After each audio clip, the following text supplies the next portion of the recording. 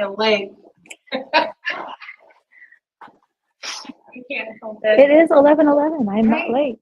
You're on time. Oh, There we go. We're just waiting for True to get us online. yeah. we Amazing.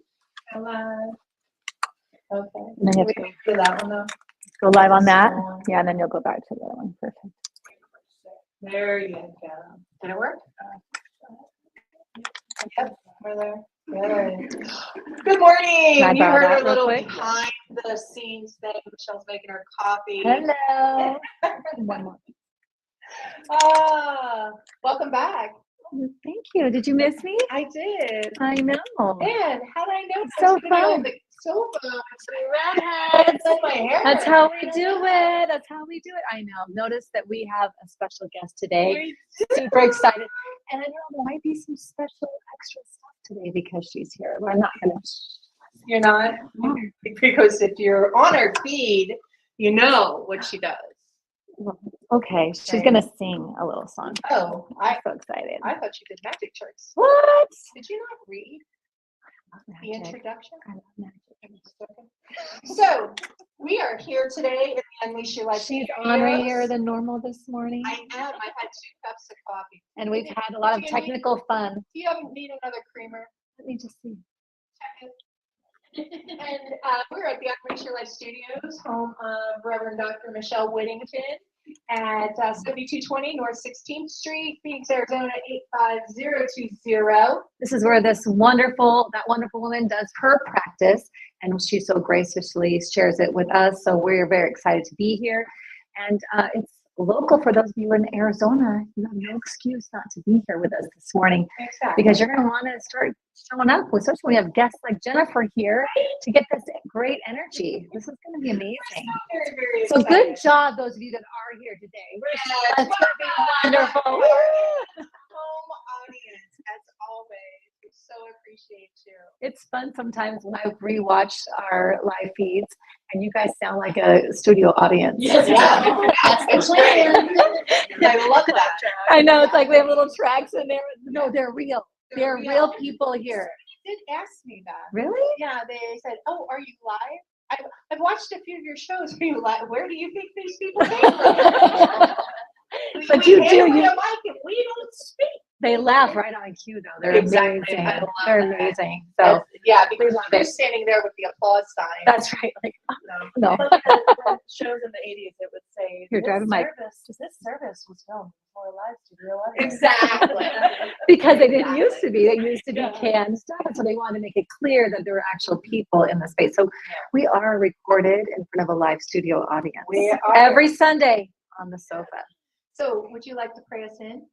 Oh, of course, I can do it. Are we already going there? We're All right. already going there. Let's do it. Let's do it. Oh, some deep breaths. Always brings us to center, brings us to present. And as we come to this present moment together, we recognize there is only one power, one presence, one life, one energy. We call it God, first cause, all there is. God is love, joy, peace. God is that light that shines within each one of us.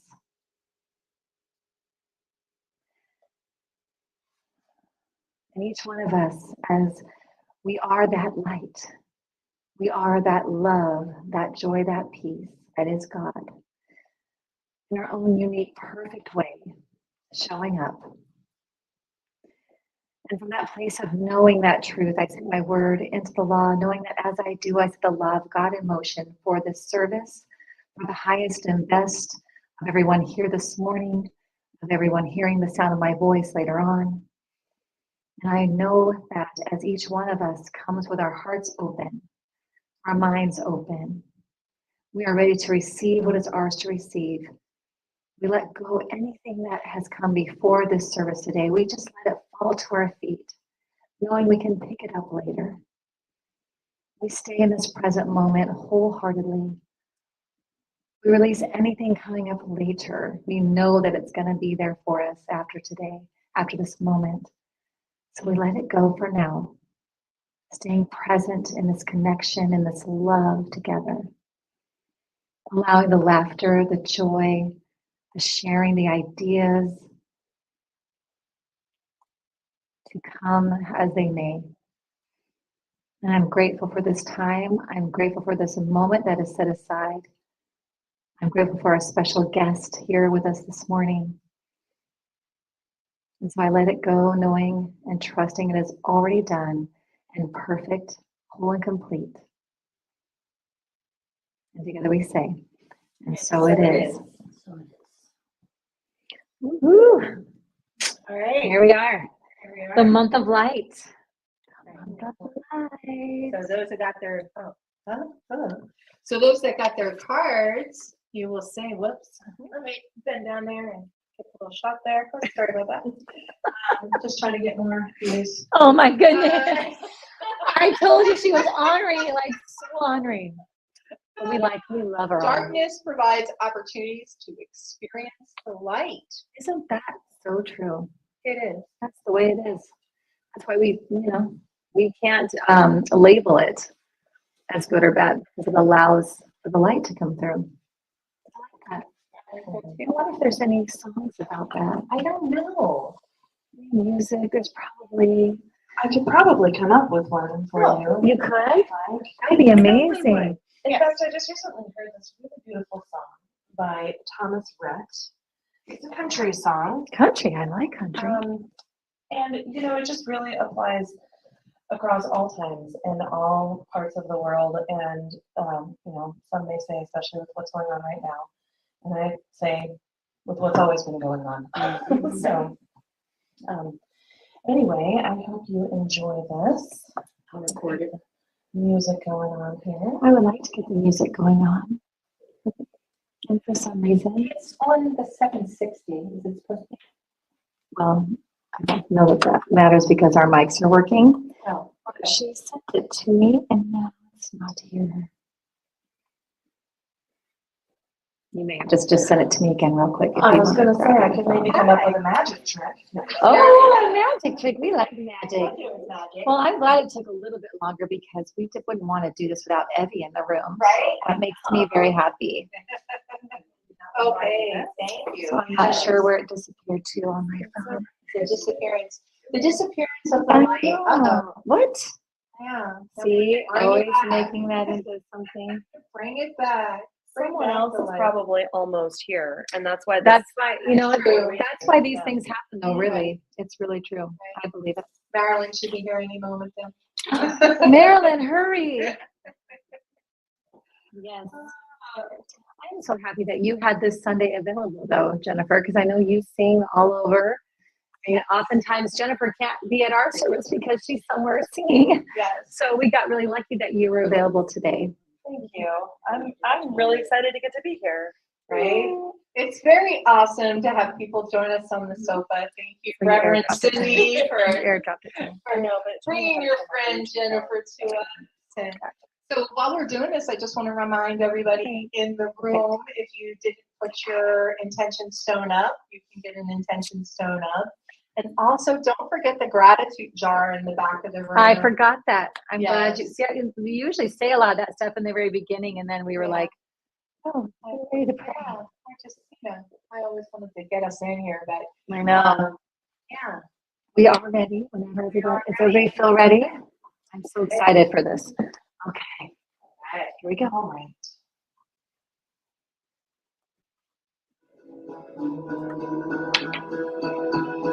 You good? I think so. In a time for war and peace, in a time for doubt, just yeah, there ain't that much difference between you and me.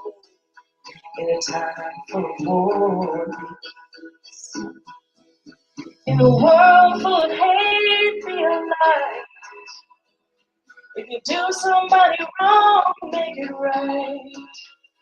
Don't hide in the dark. You were born to shine. In a world full of hate, realize. La, la, la, la. In a place that needs change, make a difference. In a time full of noise, just listen. 'Cause life is but a dream, better live it. In a place that needs change, make a difference. In a world full of hate, be alive. If you do somebody wrong, make it right. Don't hide in the dark. You were born to shine. In a world full of hate, be alive. Here we go. La la la la la la la. La la la la la la la. La la la la la la la. La la la la la la. In a race you can't win, slow it down. Yeah, you only get one go round. And the finish line is 6 feet in the ground. In a race you can't win, just slow it down. In a world full of hate, be alive. If you do somebody wrong, make it right.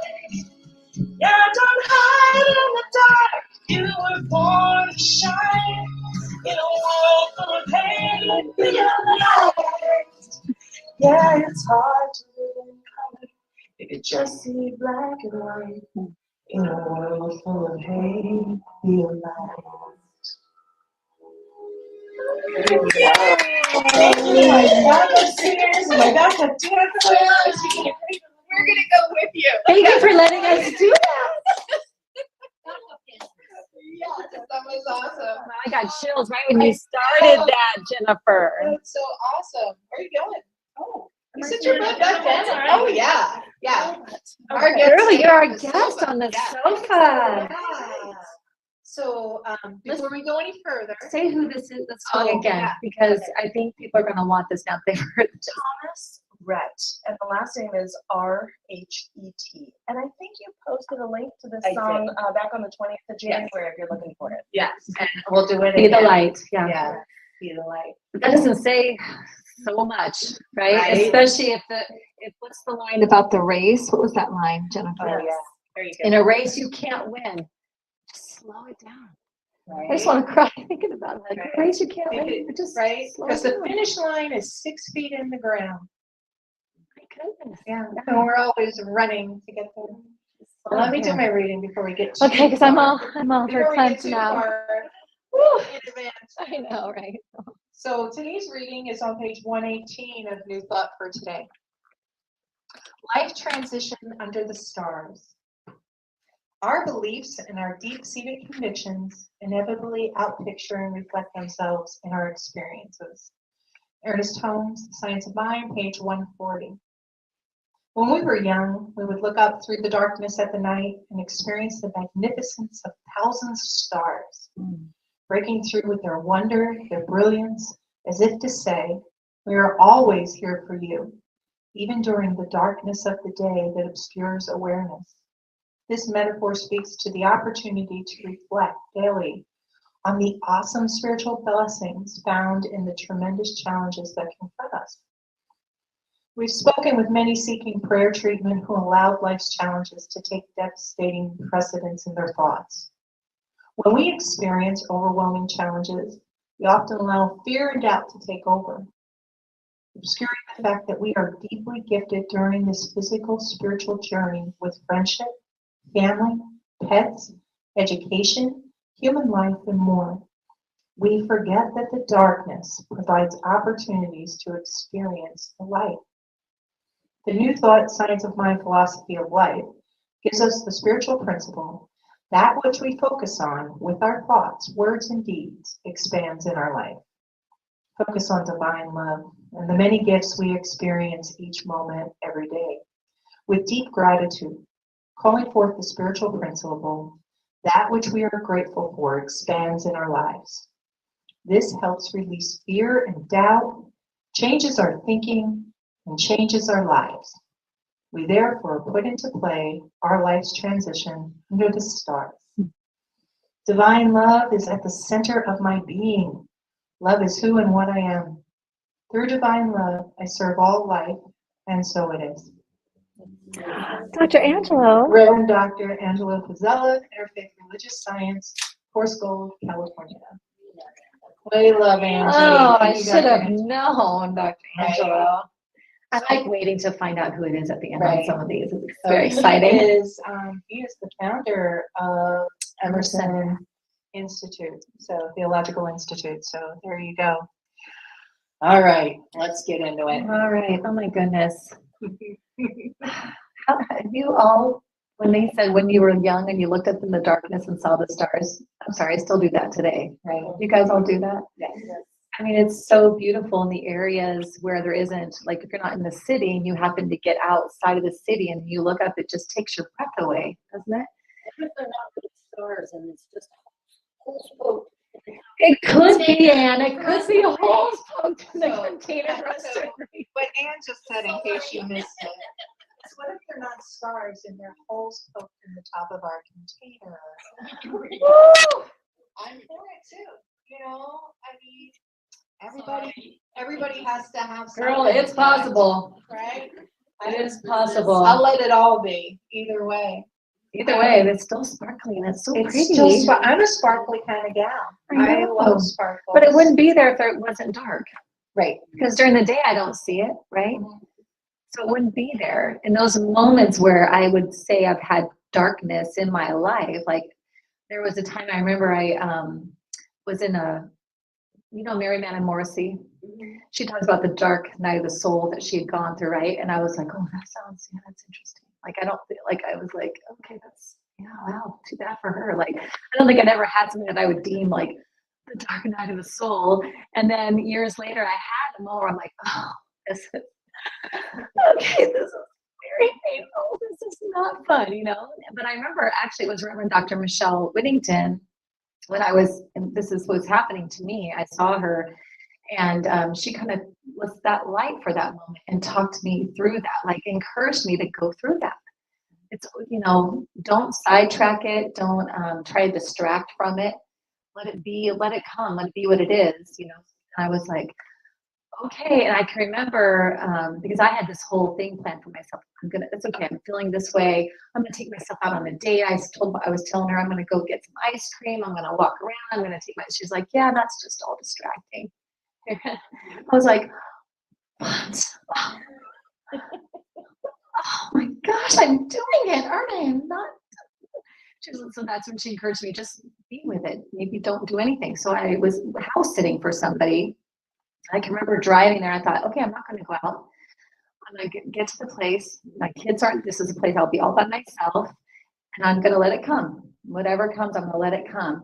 And I can remember getting out of the car and it started coming. I go, oh, for God's sakes, could I get in the house first? I'm like trying to get in there. I'm like some papers. I was thinking I'd like to write down whatever is coming out of me and stuff. And oh my gosh, it was like, I would say a good 30, 45 minutes. I was just scribbling, so just writing everything. And I was hysterical and I was crying. And I thought, oh my God, I didn't know if I could survive it. Have you ever gone through it gets so big that you're like, oh, I don't know. And then it starts to kind of wind down a little bit. It was really weird because I just kept writing and it got to the point where nothing new was coming. So I didn't have nothing else. And I sat there for like another, I don't know, I would guess maybe 20, 30 minutes just seeing like, is there anything else? Is that all of it? And there was like pages of stuff, right? And I was like, okay, wow, oh my God. I was weak and I was exhausted and I let myself just go to bed. I just went to bed. In the morning, I still felt a little weak and exhausted, but I felt different, I felt better. And I don't even remember if I went back and read any of the stuff I wrote. I just dumped it and let it be there. And I just enjoyed my morning. And I think I even called her and I said, how I was feeling. Had she not been that moment, that light, that had I not had the darkness, she wouldn't have had the moment to be my light, right? And I just think I'm glad I went through that whole experience, even though it was scary and whatever, and it was really dark. You do get through that, and you realize And now when someone else is going through that, I can be that now, you know? So I think that darkness, if we didn't have the darkness, other people wouldn't have the chance to be our light and to be there for us and to help us move through things, you know? So that's one way I think about this when I look at this. Yeah, I think about, I love that, and I wanted to jump on that that whole aspect there. You know, today, February 4th, is World Cancer Day, and for me, that is that's a big deal. Yeah. You know, in 1997, I was diagnosed with breast cancer at stage 3, Mhm. and it waited 22 years to show up again. And so now it's been 5 years since that happened. And for me, that was a darkness, because when it came back, you know, I had been in this teaching a while, and I was going to ministerial school, and I was doing everything right, universe. Yeah, right. And that was definitely a dark night Yeah. of the soul for me. So, you know, I posted today, there's a little meme that's like, friends don't let friends go through cancer alone. And honestly, that was the light for me, was that there was always someone there for me to cry to, you know, laugh with, or whatever. I had that, we've talked about this before, I had that tribe, and that helped me through that dark night. Right. Listening to your two different stories, it reminds me of conversations I've had about, you know, somebody's going through something that's really tough for them, and they diminish it by saying, well, but somebody's got it worse, or somebody's got Oh it my worse. goodness, yes. Yeah. We need to go through that. There has to be that balance, the dark and the light. And if you're going through something that is difficult for you, it doesn't matter what somebody else, it doesn't matter how big it is in somebody else's opinion. Amen. You know, go through it, allow yourself to be there. And then I've had people say, hey, how you doing today? You know, just casual, you go up to order a coffee. How's your day? And if I'm not having a great day, I'll say, you know what? This is one of those days that makes the other one so great. Ooh. Because like I know I've got to have that in order to really appreciate those days that are everything's going well and I got good hair and maybe I've got something I know right, and, you know, whatever. Like you don't really appreciate it the same if you haven't had that depth. You need to really just kind of roll around in sometimes and let it be. I love that. Yeah, Yeah. yeah, that's true. The appreciation comes because we have that contrast, right? That's what Abraham Hicks talks about, is that contrast there. And we don't know the light unless we know the dark. Exactly. Exactly. And we know the darkness will come, right? But do we know the light will come? Yes. Right? Thank you, Tara. Because when I was in that moment of the darkness, I don't know about you when you were doing that or when you've had those moments, but sometimes it feels like it won't come. And that's a scary feeling. But I know the darkness will come. Like I can guarantee you we're all going to have what we would call rough spells or whatever we want to call it. I love to get to the place where I don't label anything good or bad. I could just move, but that's not how it is, right? And I'd love to get to a place also where I can also say, hey, this is part right here is awful. But I know that as much as this is here, the other side's there too. And I will move through this and the other side will be there. And it will come through other people. It will come through whatever, however it shows up. And I want the trust that it will be there too. Because it is two sides of the same coin. It's two sides of the same thing. They go together. Well, if you didn't have darkness, you wouldn't see light. And vice versa, you wouldn't know the difference. God did, you know, the energy of the universe created things to know itself. Same difference. The darkness has to be there so you would know the light. But to come to a place where we can embrace both in whatever time we're in. We're in the light when the darkness comes, like I'm sure that's how it felt. I would assume that's how it felt, like I'm doing everything right, everything is good, whatever, and then what? Yeah. Yeah, so at the time period that happened, I had just written and was doing Humor, Hope, Hugs, and Hummus for the first time. And so at that point, I had no idea that I might not be able to make it to class after a lung biopsy. Like I really was in this otherworldly place because I'm a science of mind person and these things don't happen. Okay, just in case you're listening, yes, they do. And, I had a lot of angst against what was I thinking to create this and There it is. different. Oh, yeah. There it is. There were so many times where we should all over ourselves when the darkness comes. And, I actually went to somebody who I considered at the time to be a mentor and stuff, and they said to me, "What were you thinking?" And I was no longer thinking about them in a polite way. Is there a place for that? Absolutely. Whose place is it? Mine. Mine at the time period I decide. When darkness first hits, that is no time. And I am telling you this. If someone comes to you when you were going through darkness and they say to you, what were you thinking? Delete them from your phone. Do not go to them. Call me. Call me. Because you are allowed to experience that. I will not let you stay in hell and buy a condo. Okay. No condo buying. No condo buying. No, But I will let you travel there if you'd like for a little while. It's your choice. Like we're learning in real love, it's your choice. It is your choice. And I think that we have to move through these things. I remember, and now she's 16, but when my granddaughter moved from Phoenix to Pennsylvania, and I just and I had her every weekend for the first 5 years of her life, and then she moved to Pennsylvania, and I was devastated. And I went through my house and I was finding little Lily things, dolls and toys and clothing and stuff. And I would cry. I would cry big crocodile tears. Oh my God, I can't breathe tears. Yeah. And then I'd get back to it. It probably took me 48 to 72 hours to really experience all those emotions, of losing that connection that I had. And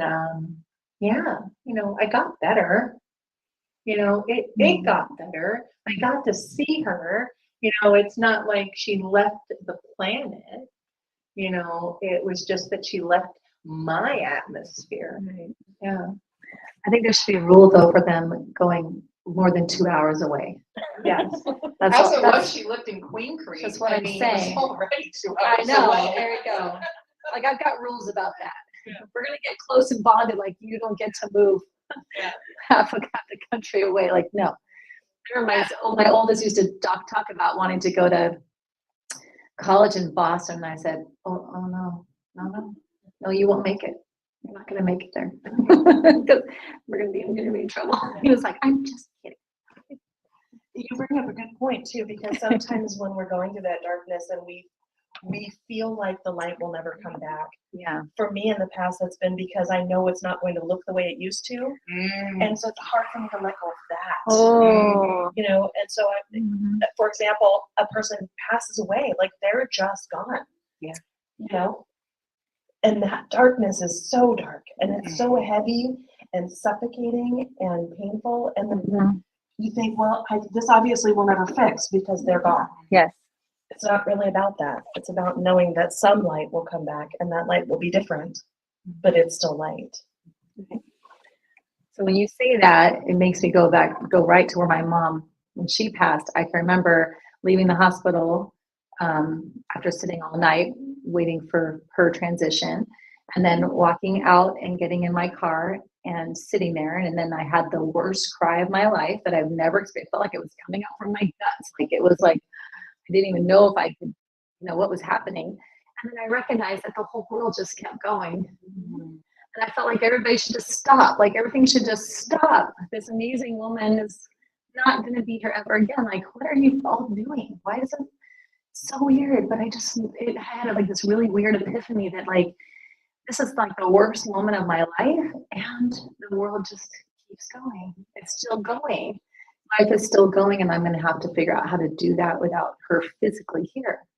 So that was like, that was a really dark time and it took a long time to move through it. But I think what you're saying, it's your choice. How you move through darkness is your choice.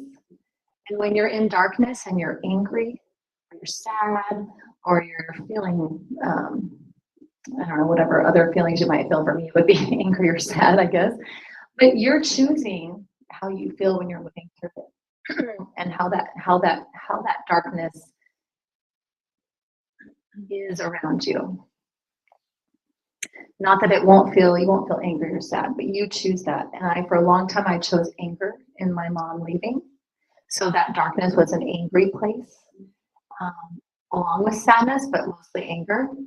And it wasn't until, so she left in October, and it wasn't until the following May, when I was working on a Mother's Day thing for the church, that I came across an article, totally random. It wasn't, I mean, obviously it wasn't meant for me to read this, but it was not something I would have read normally for this thing that I was working on.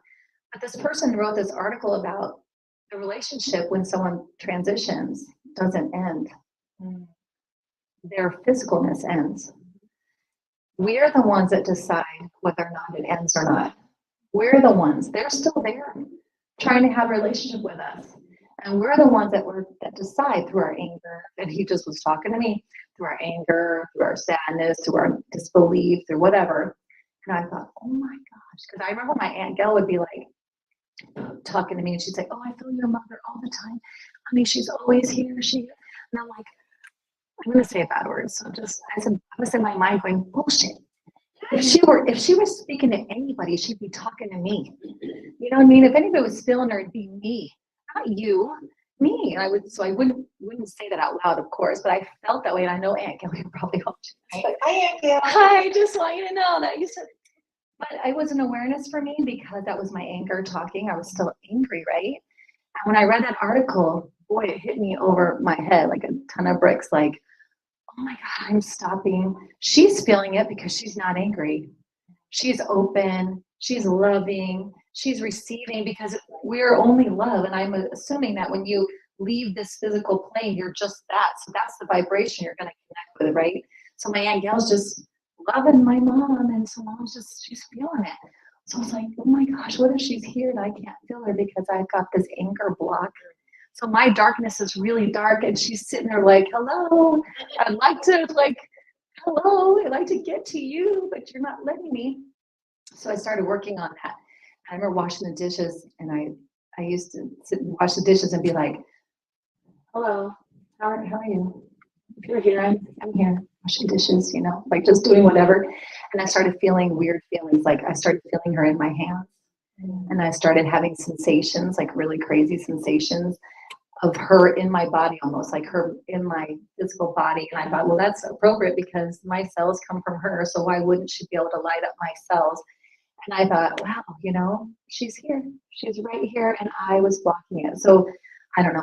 If I'm sharing that for anybody right now that's going through a time where they're feeling like that and missing somebody that has left the plane, they're still here. We just have to be open to how we want to move through that darkness. Grief is one of the hardest darknesses, right? Because we can't, like you said, we can't change them. Right? I was just gonna say what her saying that was like, yeah, we can't I change don't like them.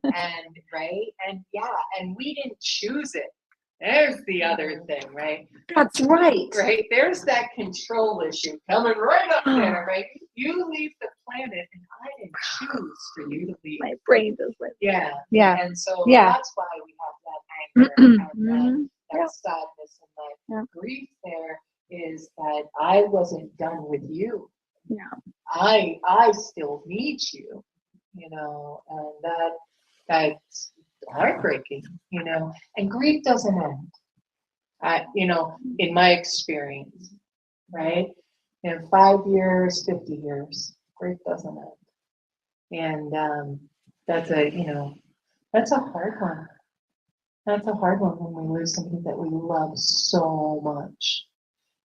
That's a part of us, especially know, somebody who is physically part of ourselves, parent, child, you know, Yeah. relative that way, yeah. Right. And it's supposed to go in that order, right? Parents are supposed to go first. Mm. Man, it's miserable. It's a tough thing. I can still lose it. I can lose it right now if I wanted to sit here and blubber in front of everybody, but I can feel it's like it was yesterday. It still doesn't ever end. But you do learn a new normal, and you do learn how to have relationship, continue relationship. You know, in that darkness, you learn to allow that light to come in just in a different way. So, I'm going to call her out. Reverend Cindy has recently lost her parents and had such a way of handling that with such love. You know, would you like to speak to that?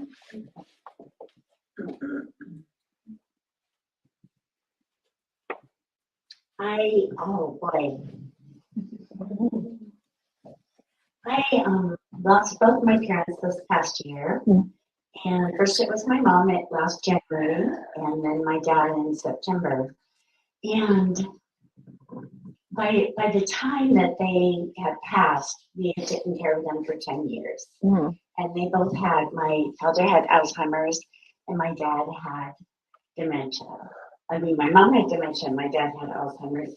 So they weren't the same people that they were, but they were different, and all their walls were down, and they could say, I love you, I'm proud of you, you're the best daughter ever. You know, and because those walls were down and I heard that, I lovingly let them go. And there was only love between us when we left. And I say, I have my home now because of them. And I have this beautiful furniture in my home now because of them. So every day I wake up and I say, hi Mom, hi Dad, thank you. Thank you God, thank you Mom and Dad. You know, so I still recognize them. And recently I had to have this really awful medical test. And it was getting really bad and I wanted to cry. And my mom is from West Virginia. She always loved